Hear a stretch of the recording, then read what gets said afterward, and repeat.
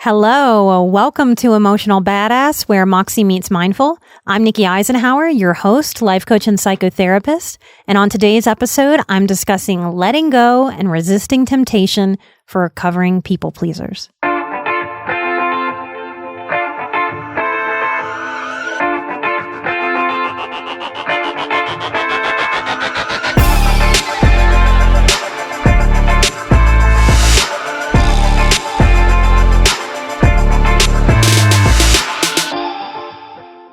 I remember my first counseling supervisor. He was a PhD student old enough to be my grandfather. He went by the name Gus, and he looked like Santa Claus. Full on white beard and hair, round and jolly with a cane. Gus was the first person to talk to me about inner child work, and the first person to explain letting go to me. Gus would come visit me in my windowless office at my first job while I was completing school. I wish I remembered what I was trying to let go of or what I was needing to let go of. I don't remember. To let go is to stop doing. It's to cease. It's to just be. And to do that, there's almost a trust process in the universe. Because if I stop trying to overfunction, if I stop trying to overthink, if I stop fretting, then I'm letting go and letting God or letting the universe, as the saying goes. To let go is to allow what is versus fight what is. To let go is to allow what is needed and probably what a broken heart knows is needed versus fight what your heart knows is needed. Part of my birth story is that I came close to dying. The adults were prepped for me to die, and I didn't, obviously. But literally, since the moment I was born, I have been fighting for breath, fighting to get to stable, fighting dysfunction, fighting to keep going, to stabilize. Most of my life surviving, not thriving, and fighting depression, fighting life, fighting court systems, saved me. So to just let go was psychologically terrifying. I had to realize this before I could really learn to let go. Letting go of the fight was very scary. It was similar to laying down and dying and giving up for my psychology. So of course my system didn't want to let go. No matter how much I read, no matter how wise I could read that it was to let go, my system was like, oh hell no, that has been survival. You will not let go. And what have we been taught as a society about giving up? Highly sensitive people, more often than not, we lean towards some perfectionism. We lean towards some workaholism. We tend to have a lot of strong work ethic. And perfectionism, that doesn't lend itself to being like, okay, cool, let me just give up on this. We hold on for dear life, and it saved a lot of us. So letting go is this shift all of a sudden to permission to give up. If we are recovering codependents, also known as recovering people pleasers, the newest term for codependency is a self-love lacking addiction. But if we are in recovery from these things, letting go feels like giving up on a whole person. If we've broken up with a company and a job or a person and a family, it feels mean or wrong to begin to have new physical boundaries after a breakup and new emotional boundaries after a change. We must be honest with ourselves about our codependency. The old sort of basic antiquated definitions are that an addict is addicted to a substance or behavior, but the codependent people pleaser person is addicted to the addict, to the person. So, if that's the working sort of original definition of codependency and we've just expanded that, what we're talking about is almost like a person addiction. So leaving a relationship for a codependent person is similar to a heroin addict leaving heroin, or an alcoholic leaving a relationship with alcohol, or a gambling addict letting go of gambling. The difference is in romanticizing things. We warn addicts in recovery about the dangers of romanticizing old drinking stories without playing the tape all the way to the end. And that tells you how old that phrase is, because we don't even have tapes anymore. We used to be able to record and fast forward VHS tapes before we had DVDs.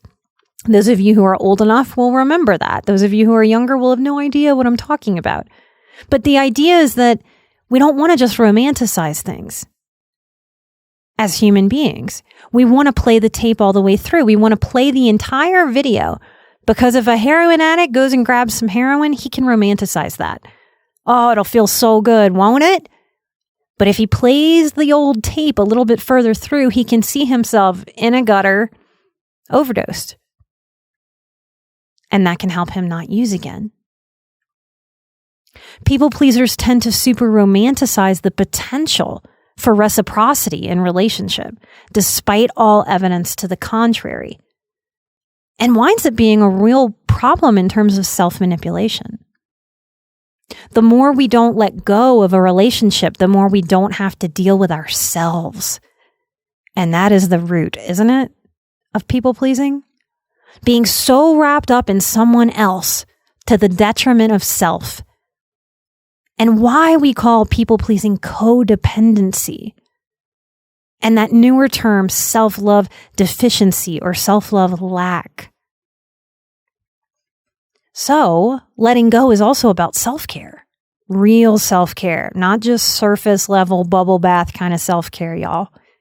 Deep, self-respecting work happens as a recovering people pleaser learns to slowly but surely focus on self, and focus on self positively, proactively, honestly, and thoroughly. We must get to a place of admitting that what we want, often a dysfunctional person unwilling to do the work, and what we need are different. Here's a useful question. When wanting to make something healthier, and despite all efforts to do so, it hasn't happened yet, what exactly am I holding on to here? Is what I'm holding on to real and available now? Like actually now? Or am I playing mental masturbation with how it used to be once upon a time? Or how it could possibly maybe one day be? What happens if I deal with what really is and shift my energy to my own growth, my own development, my own career, my own hobbies? And that's something to sit with and journal about, maybe process with your therapist or coach. Gus finally scooted himself forward on his chair in my office that day almost 15 years ago, and he reached out his hand. "Grab my hand," he said. "Why?" "Just go for it. Don't overthink it. Grab my hand." So I did, and we sat there for a minute. Me looking confused, perplexed, because when you are recovering from childhood trauma as a highly sensitive person, you're unable to be present. I was unable to be present. So when I look back at that memory, the side lesson I can offer is that many of us don't know how to be present. So in that moment, I wasn't present. My brain was wildly flopping and flapping around, trying to pre-figure out what exercise and lesson he was trying to give me. That's hypervigilance. It's anxiety. It's trying to gain control, not knowing where the situation was going to go. Even though I trusted Gus, made me nervous. And so I didn't know how to just experience that moment. And I just want to take this moment to say that this is something, the presence, that happens on the healing path as we shift through deep work to thriving instead of surviving. And as I was surviving my moment with Gus, his right hand and my right hand, stuck in space and time, holding on to each other, just looking at each other. "Now, let go," he said. "How? What do you mean? Like, let go? Like, just let go?" "Yes, Nikki, just let go," he said. Like, it's just easy. Like, just let go. Like just let go. Like, that's what you want me to do. I just let go of your hand, and it's just as easy as that. Yes, Nikki, just let go. Just do it. And there we sat, holding hands. Me looking at these hands held together, not letting go. And Gus said, yes, do it. Just let go. It's a decision. And with unnecessary huffs and frustrations and semi-eye rolls, I let go of Gus's hand. And I looked at him like he was a little green alien that fell out of the sky with this letting go message. See, he said, you can let go. You just let go. It's a decision, and you make it. But what happens when I pick it back up again? I think I already picked it back up again. And good old Gus looked at me with his sweet, sweet eyes and his jolly, jolly face. And he said, grab my hand again. And I did. Now let go, he said. And I did. See? You can let go again as much as you need till you don't pick it up again. That's really all I have to do. But that sounds too easy. I just let go over and over again till I stop picking it up, just like that. I wish I still had Gus in my life to talk to. He knew all of my history, and he really believed in me. I know now that he had been trying to get me to see that I had the power to give myself ease in life. That life doesn't necessarily dole out easiness, but that part of our personal power sits with how we respond to life and struggle, and that I could learn how to give myself more ease. I know he'd be happy for me that I have internalized his early messages of ease, and that I've brought much more ease into my life. And if you are listening and you need more ease too, my challenge to you, if you choose to accept it, is to use this life to help you practice letting go with ease. Because many of you are going to turn around and listen to this episode and try to let go of something with the absolute hardest person that is in your life, that is the hardest person for you to let go of things with. And do you see how that's a harder thing? The next time you're buying a tea or a coffee in a coffee shop, consider letting go of the money with ease. Everything that I spend, I practice the mantra, everything that I spend comes back tenfold. And that is about my relationship with money and finance and sense of lack. And that is a decision, kind of like the letting go, that I let go of my money with ease, and I trust the flow of money into my life and out as constant. We can use this life and the things that life presents to practice this. And when I pick up something that is no longer useful for me emotionally in my head, when I've done the work to figure out that it is no longer useful for me to keep picking this up and turning it over and looking at it, then I notice with ease, and I put it down and I let go with practiced ease. Are you blocking easy vibes by misbelieving that letting go isn't loving? I'm going to say that again. Are you blocking easy vibes in your life by misbelieving that letting go isn't loving? How would either Gus or I have moved forward with living in life if I had never let go of his hand? We'd still be in that damn office. Letting go lets all of us meet the potential for growth from the discomfort of change. And when we let go, we make room for new things. And if you've left something recently, I want to challenge that you didn't do that easily. No HSP does. You did that after a whole hell of a lot of effort. And if you got to the place of deciding, I have to go, this isn't healthy for me, I need space from this, I need to let go, I need to invest in my life, then you have some hard-earned wisdom. And I want to challenge you to live from that wisdom instead of living from a place of holding on. Most human beings, I'm saying most, that might be unfair, but part of the human condition is that we tend to grow when we're uncomfortable. We tend to grow from the discomfort. That discomfort motivates change. So letting go is sometimes the exact most loving thing we can do for ourselves and each other. Final little thing I want to say from the wisdom of Gus. Gus was also the man in my life who first told me and showed me how to hold little baby Nikki and rock her and love her and soothe her. And the idea for me that I would soothe myself was so foreign. I didn't know that soothing was okay. Gus opened the door for me to reparent myself. I can still see that massive Santa Claus-shaped man showing me how he had to hold and rock his inner child too. He leaned forward in the chair and he held his arms like he was rocking a precious little baby. And he didn't half-ass it. He didn't just put that on for me.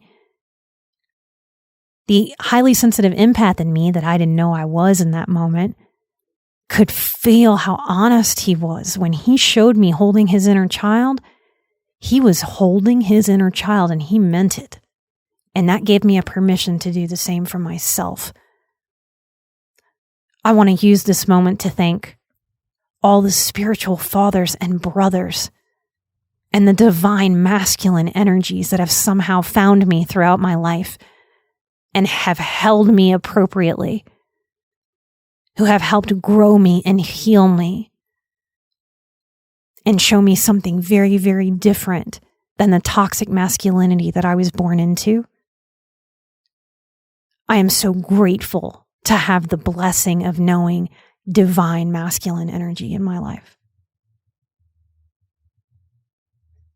And my final tip on this topic is that I very much let my inner child know that whenever she needs to be reminded that grown-up me, adult me, will never, ever, ever, ever, ever let go of her, no matter what. This can be the missing piece for those of us who struggle with the concepts of letting go and moving on, and resisting the temptations of the mind to hold on to what no longer serves us.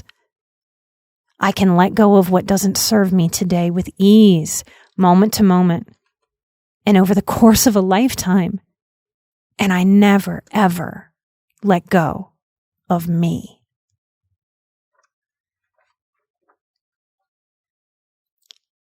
Light and love, everybody. If you're interested in working on these things with me, I invite you to join the Boundaries course. I teach it once a year. It's coming this October. Early bird coupon code saves you $100 if you pay in full. Early bird 2020, or you can pick a 3, 6, or 12-month payment plan. The cheapest payment plan makes the course $37.50 a month. Because I know some of you won't even go look because you've gone to go look at the pricing from other coaches and nearly choked.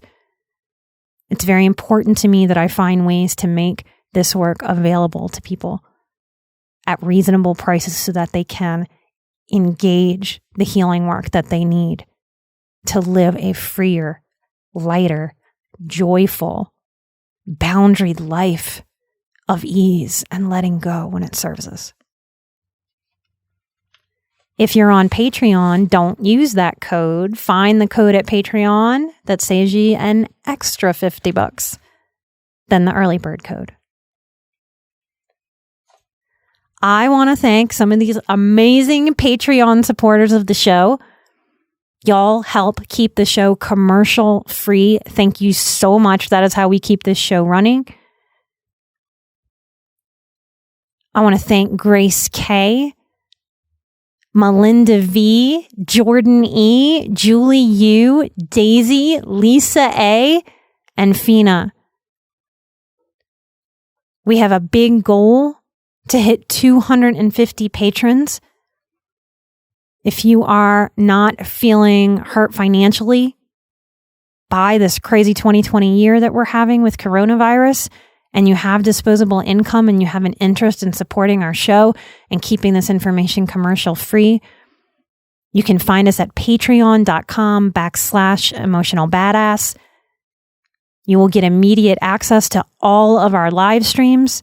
Every question anyone has ever asked, you'll get to see me on video answering those questions. You can access behind the scenes content. And at the $5 level, you can access the 20 plus extra shows that aren't on the iTunes feed. You get a monthly exclusive show for $5 a month, and you help us grow. Thank y'all for being my marketing team and for supporting this work being put into the world. I'm an emotional badass. You're an emotional badass. And together we are where Moxie meets mindful. Light and love. And I'll see you next time. Bye-bye.